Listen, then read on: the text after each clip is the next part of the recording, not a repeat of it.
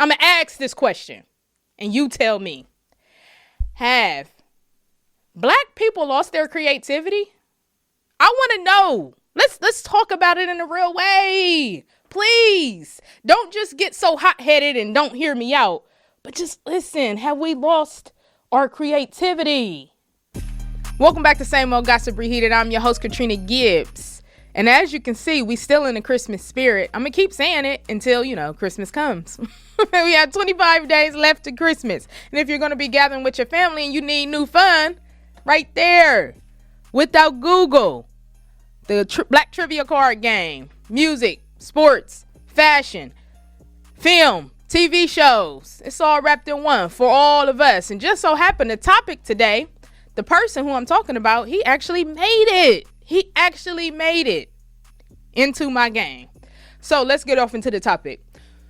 Lil Yachty did a interview with Tierra Whack, and he basically said, hip hop is trash. Hip hop is done. It's not creative anymore. Yada yada yada. It's just, and then he went on to his podcast. His podcast is a safe place. I believe that's the name of the podcast. And he went on to further explain himself and because people jumped on him and saying how can you be the one that say hip hop is trash or it's lost its creativity and yeah because of who he is. And that is a valid question. So then he went on his episode and was saying they thinking I'm talking about from oh yeah, you're right. But you can't say it because you're not making the music we want either. You know what I'm saying? These are lyrical schmirical. Yeah, you coming from more of a statistical standpoint. I'm coming from a standpoint of just creativity. Yeah. It's creatively just not at a height. It's not at a high. It's not at a high, and the height of the creativity in hip hop is low. Now, I'm not saying, I wasn't saying oh man, we need more stand up lyrics, because hip hop is, I've always said, we should have subgenres just like any other genre, but we don't really. But we should people don't understand everything don't have to be boom bap, backpack. I don't even think it should be separated. I think people should just understand. But rap is not just one thing, one way. Yeah, but that's what subgenres are for. Lyrical, that's like saying all math should just be math. You have to have subgenres to categorize, because it's too broad. It's like if it was just a car. But to me, I don't think his point came across very well. I think it was just maybe something hot to say because you were talking to someone that was very lyrical and very creative, like a Tierra Whack. You get what I'm saying? If you know Tierra Whack or if you don't, Tierra Whack is basically this generation's Missy Elliot. And if you know anything about Missy Elliot changed the game when it came to female rap. Right? So when I say change the game, I'm saying she, and then it wasn't just with female rap. She just changed the game creatively. Her videos look different. The music took a different sound. Her look was a different sound. She was a heavyweight, finger waves, jumping around, big baggy clothes. And it was just something that was needed at the time. Although it was fresh, you get what I'm saying? It was fresh. And the reason I'm saying fresh is because hip hop just celebrated 50 years. So the type of females getting into it, around that time, we got Queen Latifah, MC Lyte. I'm saying people that just boom, stood out, had a real career going. Kim, maybe Foxy was coming up under that. I always say maybe Foxy because I think people be putting Foxy on the pedestal that she really don't really deserve. But that's just me. So, but Missy stood out from all that. She wasn't the ladies first. And she wasn't the extremely raunchy type of little Kim. She just was a mixture of everything. So when he's talking to a girl like Tierra Whack, that's like, damn, this girl really is creative. She really do have good ideas, whether it's her and her team coming up with it or whatever, but she really can rap. She's not just saying, I just walk the Poland. And he was patting himself on his back in those clips because he's like, oh, you never heard a song that was like Poland. Okay, but it's not good either, though. Young Lil Yachty, you know what I'm saying? I'm about to call him Young Yachty.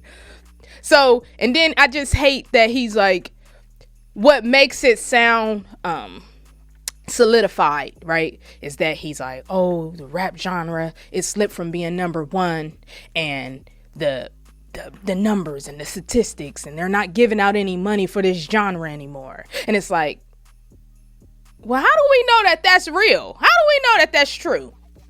You get what I'm saying? Because numbers can be faked. I understand people want to believe the men lie, women lie, numbers don't. Numbers can be faked. We see that they have streaming farms. So what is a number one really in today's era? Hey there, trivia lovers. Get ready to embark on a journey through Black entertainment culture, sports, and fashion. Can you answer these questions that'll take you back in time?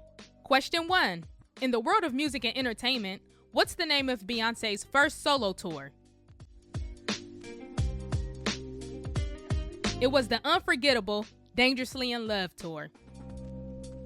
Question 2. In the realms of music and fashion, can you recall the song Tupac performed at the Versace fashion show?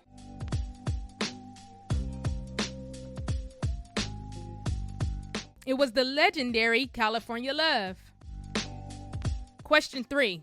Turning to the sports arena, how many games did the legendary Kobe Bryant play during his NBA career?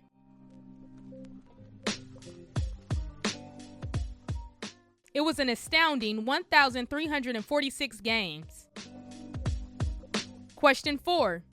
In the world of cinema and family fun, what was the name of the amusement park in the movie Bebe's Kids?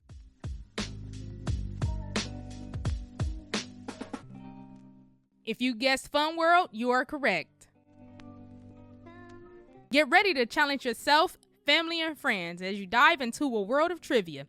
Visit withoutgoogle.store to get your own trivia game today. It's your passport to a world of knowledge and fun.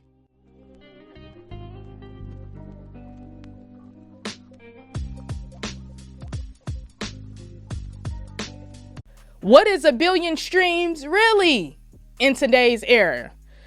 Did a billion people really listen to this song? Or did 500 million people listen to it and the other half was streaming farm? Did a billion people really watch this video on YouTube?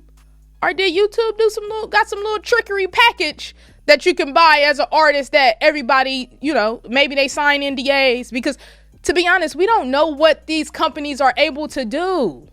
Yeah, we being on this side of YouTube, we have dashboards and we think we looking at the real analytics. But are they? And how influential are you to basically drive someone to do something else that they don't want to do? And what I mean by that is, like, let's say Lil Yachty, how influential are you to get somebody to go listen to another artist, to think outside the box? Do you think you just bring that creative crowd?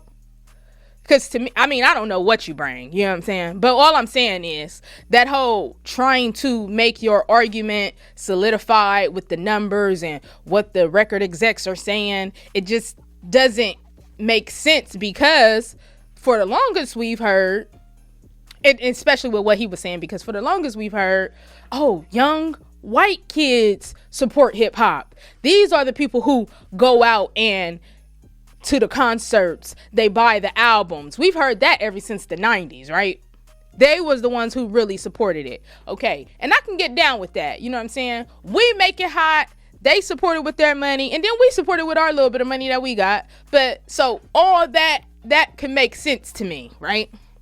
Now, what I'm saying is, you can't say, oh, it's the older heads. It's the older heads. It's the old heads. They all want to hear boom bap. Well, those are contradictions, because the boom bap people aren't necessarily buying the hip hop anymore. So you would then have to turn back around and look at your audience and say, why aren't you guys buying our stuff anymore? The boom bappers is listening to what they listening to. They popping in Pac. They popping in Nas. So it's not like everything is just done after the Gen X and the millennials are out of here. You still got a whole Gen Alpha, Gen Zers of crowd that you can please, and it's way more accessible. You know what I'm saying? You have Gen Alpha, which are the little kids, you know, the 2015s and all of them. They have access to phones and listening to this music nowadays. So whereas me being 8 years old, you know, I wasn't necessarily at the Best Buys and the Walmarts and the Targets. I wasn't just able to go purchase an album. So when the album came out, you know what I mean? Like, my people had to get it, and that's how I heard it. I know it sounds like I'm rambling, but I'm getting to my point. So what I'm saying is, you're not feeding your audience. So you can't then turn around and blame, you know, the older crowd for not supporting you and only wanting it to be boom bap and yada, yada, yada, right?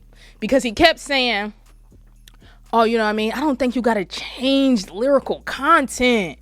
You just got to be creative. And it's like, Yachty, those are one and the same. You can't sit here. How are you going to creatively tell the people, I shot niggas, I killed niggas? And like, how creative can you get saying the same thing? How creative can you get? I got jewelry, I got cars, I got this, we did the hoes, and how creative are we gonna get? So with the lyrical content and the creativity, they kind of go hand in hand. And once again, I'm gonna bring it back to Tierra Whack. Her lyrical ability is allowed to expand and say crazy things and make it all mixed together because she is so creative. Do you understand what I'm saying? Like, she is a real gem. She don't get the, you know what I mean? She don't get the push. She doesn't get the push like a Sexy Red because she's not ratchet enough. That imagery of black woman is not wanted. You know what I mean? A woman that's just doing her thing, being creative. Yeah, she get her little spots in these complex interviews and all that. But you know, we know she don't get the push that she deserves. You know, because people want to run to Rhapsody, and I don't really see the appeal in Rhapsody. I'm sorry. She's not all that to me.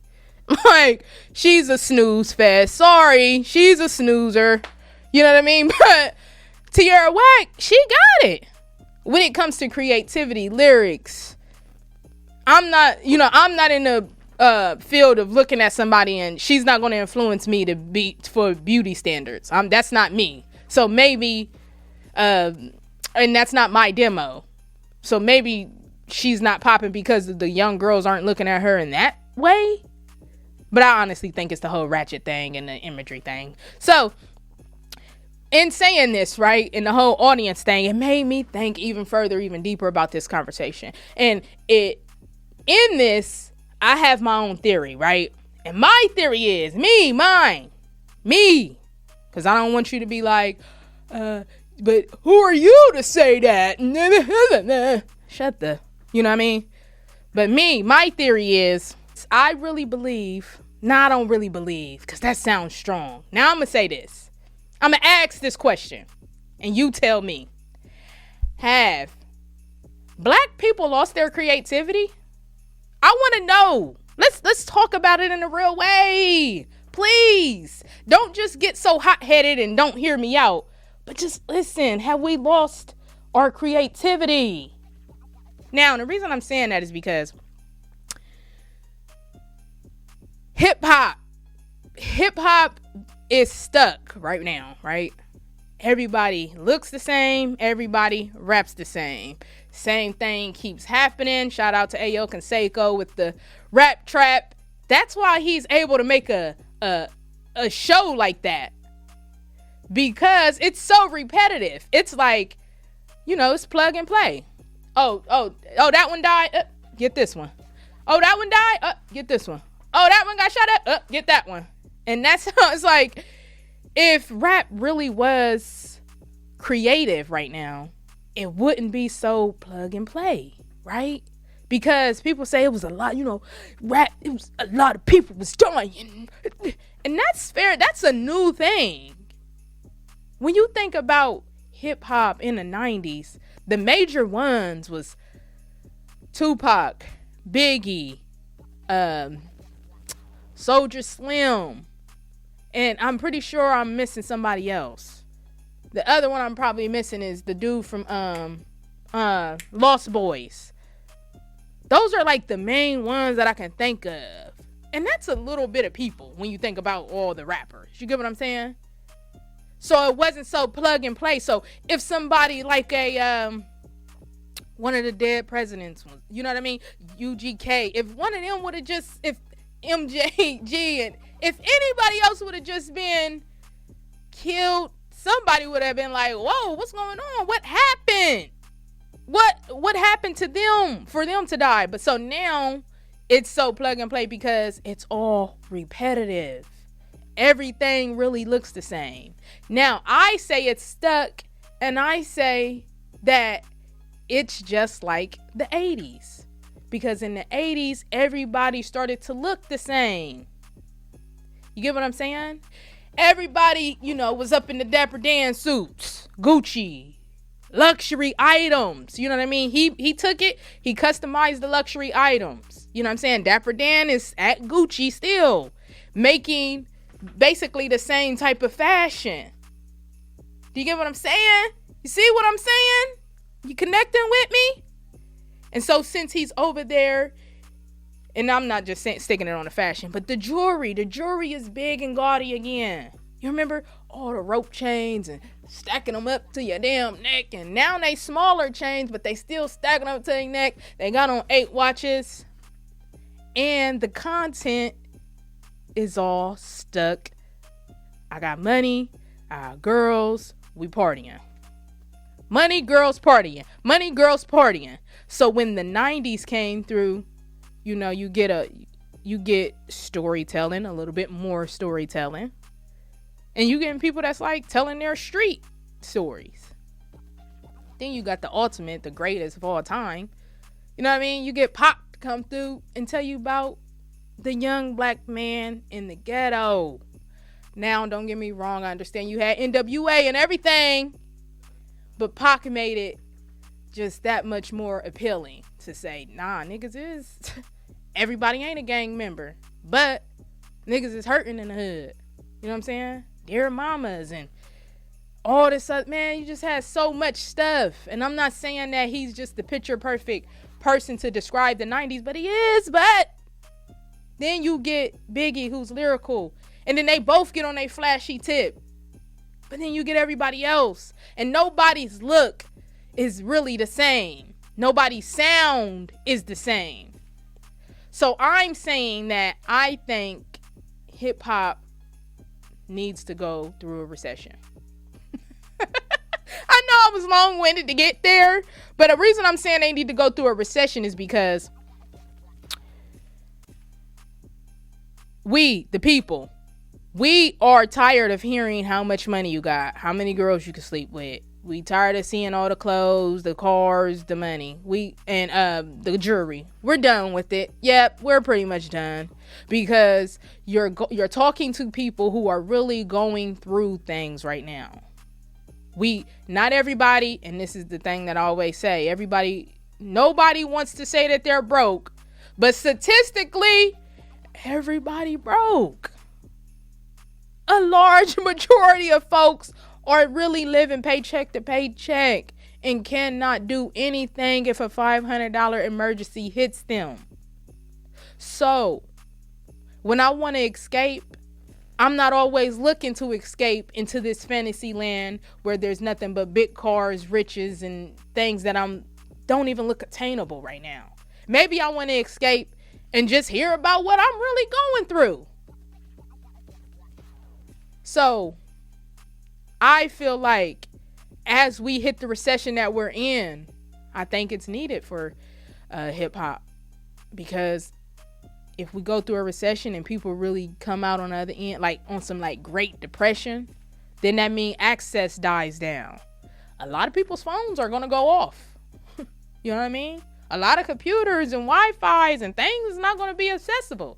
Nobody's going to just be able to go get their Amazon packages. Even though I think the government finds ways to work around that kind of stuff, right?